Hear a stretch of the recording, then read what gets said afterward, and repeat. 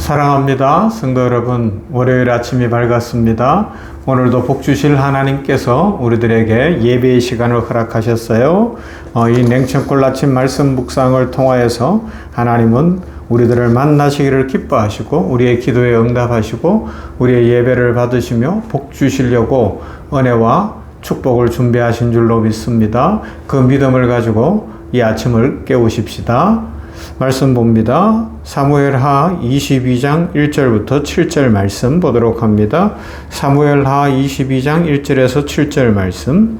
여호와께서 다윗을 모든 원수의 손과 사울의 손에서 구원하신 그날에 다윗이 이 노래의 말씀으로 여호와께 아뢰어 이르되 여호와는 나의 반석이시요 나의 요새시요 나를 위하여 나를 건지시는 자시요 내가 피할 나의 반석의 하나님이시요 나의 방패시요 나의 구원의 뿌리시요 나의 높은 망대시요 그에게 피할 나의 피난처시요 나의 구원자시라 나를 폭력에서 구원하셨도다.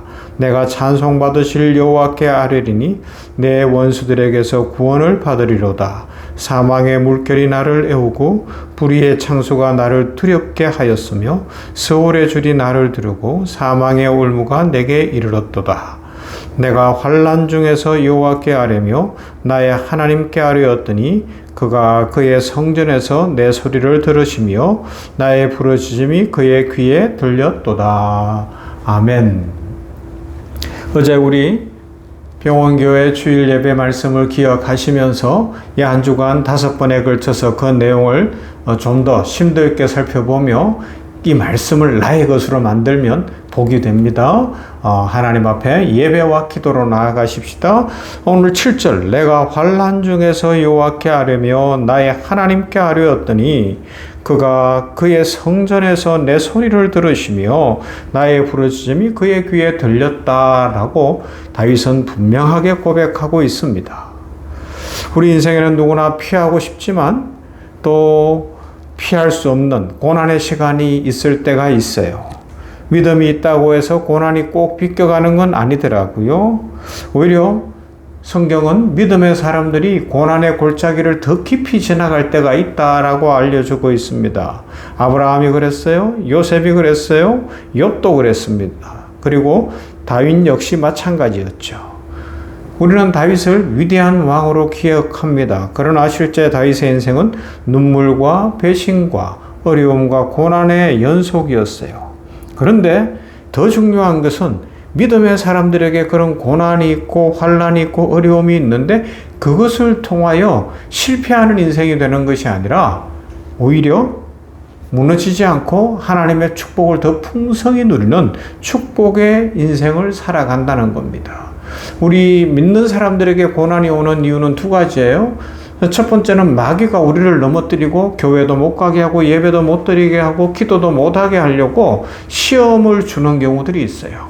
그 시험이 육체의 질병으로 가난으로 아니면 관계로 뭐 여러 가지 상황 속에 있을 수 있는데 그때 마귀가 주는 시험에 넘어져서 교회도 안 나오고 예배도 안 드리고 기도 생활도 안 한다? 그러면 실패하는 영혼이 망하는 인생이 되겠죠. 그래서 그때는 나사렛 예수의 이름으로 악한 마귀는 떠나갈지어다 외치며 믿음으로 일어나야 합니다. 더 열심히 예배하고 더 열심히 기도하고 더 열심히 하나님을 찾는 거죠. 다윗이 그랬던 거거든요. 아브라함이 그랬어요. 요셉이 그랬습니다. 이것은 이제 두 번째 차원도 들어가는 거예요. 하나님의 테스트가 있을 수 있는 거예요. 우리가 테스트라 하면 뭐예요? 초등학교 1학년에서부터 시험 보고 2학년도 가고 물론 뭐 성적이 안 된다고 안 올려주는 건 아니지만 그러다가 중학교까지는 의무교육이니까 가요. 그러다가 중학교에서 고등학교 갈 때 저는 고등학교 갈 때 시험을 쳐서 갔단 말이에요. 거기서 떨어지면 아이고 생각하기도 무섭죠. 대학교 갈 때는 우리 뭐 다 알다시피 당연히 시험을 쳐야 되는 거예요. 그 테스트 하나님이 아브라함에게나 요셉이나 다윗에게 하신 것은 그런 거죠. 성장시키는 거예요. 더 큰 책임을 맡기고 더 큰 축복을 주고 인생을 더 풍요롭게 하는 거예요. 이때는 어떻게 해야 돼요?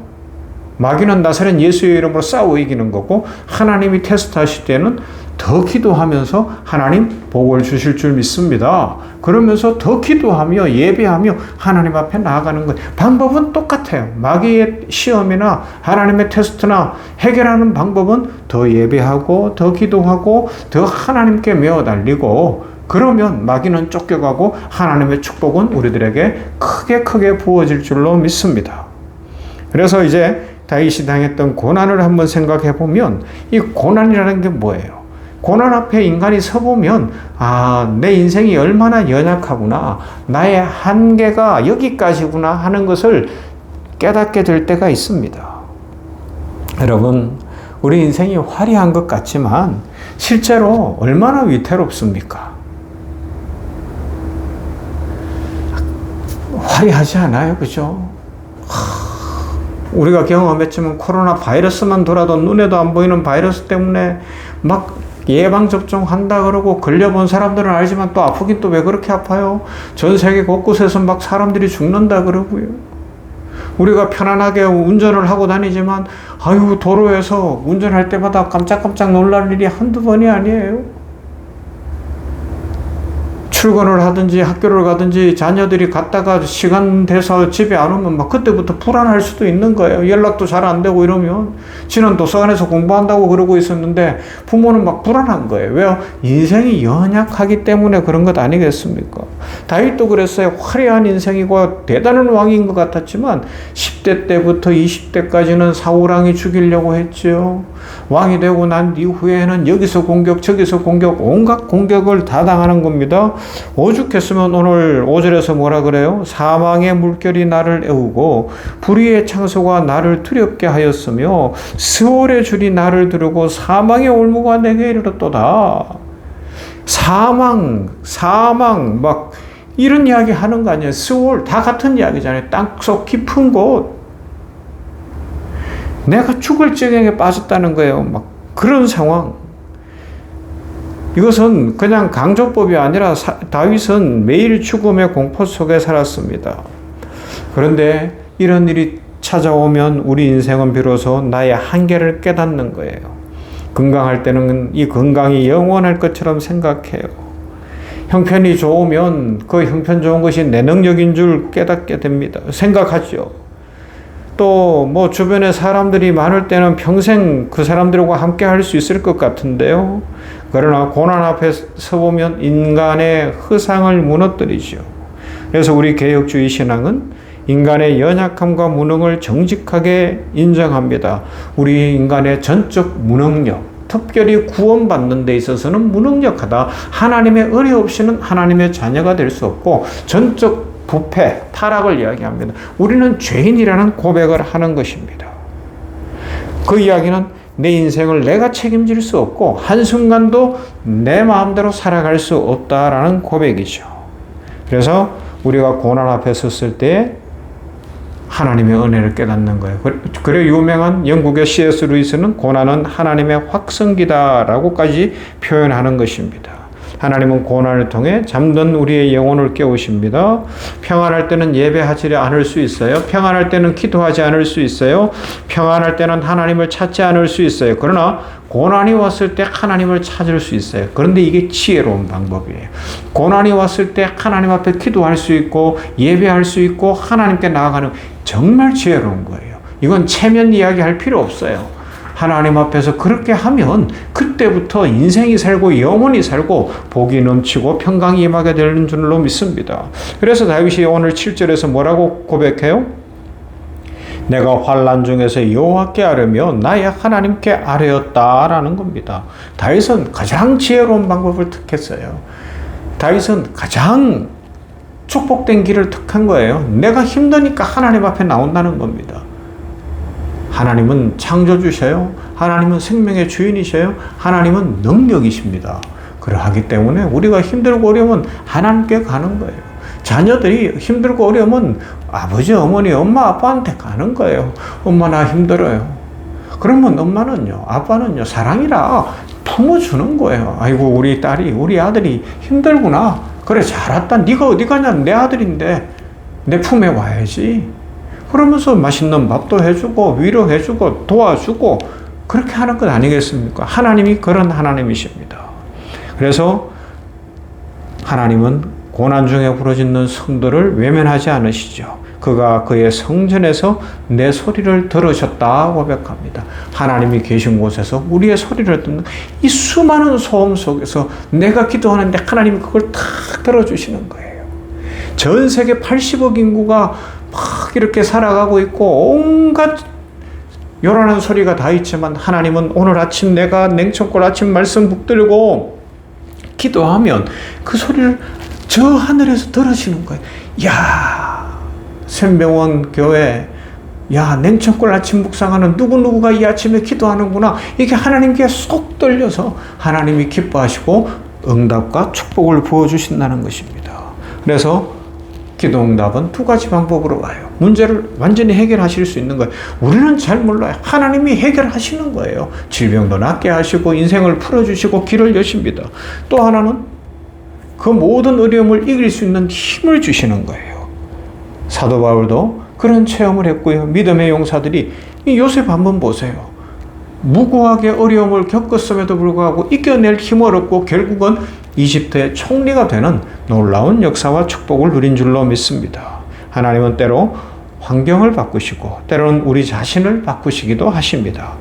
그러므로 중요한 것은 하나님의 응답의 방식이 아니라 그건 하나님께 맡기고 우리는 하나님 앞에 예배와 기도와 찬송과 하나님을 찾는 것으로 하나님 앞에 나가면 되는 거예요. 하나님과 더 친밀해지는 겁니다. 사랑하는 성도 여러분, 이 아침에 이 말씀을 기억하고 혹 어려운 일이 있고 답답한 일이 있더라도 기도를 멈추지 마십시오. 예배를 멈추지 마십시오. 하나님 앞에 예배하는 그 한 시간이 정말 축복이 될 것이고 기도하는 한 10분, 20분, 30분이 축복의 시간이 될 겁니다. 이 은혜로 환난을 이기고 하나님의 응답을 받고 인생의 평강이 넘치고 오늘도 복된 날 되기를 주님의 이름으로 축원합니다. 사랑과 은혜가 풍성하신 하나님 감사합니다. 이 아침에 월요일을 시작하며 말씀으로 시작하고 기도로 시작합니다. 환난 당한 자가 부르짖을 때 응답하시는 하나님, 환난과 어려움 속에서 우리 인생이 얼마나 연약한 존재인지를 깨닫고 하나님을 찾고 하나님께 예배하고 하나님께 기도하는 것이 가장 지혜롭고 가장 복되고 가장 아름다운 인생인 것을 믿습니다. 이 아침에도 하나님 앞에 나아가는 모든 성도들에게 축복하여 주시어서 인생이 풀리고 회복이 있고 하나님의 능력 가운데 이 세상을 이기며 마귀를 이기며 하나님과 동행하는 복된 삶을 살게 하여 주시옵소서. 이 한 주간의 삶을 올려드립니다. 한 주간에 많은 일들이 계획되어 있는데 그것을 이루실 이는 하나님이신 줄 믿습니다. 하나님이 길을 여시고 좋은 만남을 주시고 하나님께서 우리의 삶에 축복을 더하시며 믿음을 더하시사 하나님의 은혜로 우리들이 감사가 넘치고 기쁨이 넘치도록 복 내려 주시옵소서. 예수님 이름으로 기도하옵나이다. 아멘. 찬송합시다. 찬송가 428장 내 영혼의 햇빛 비치니.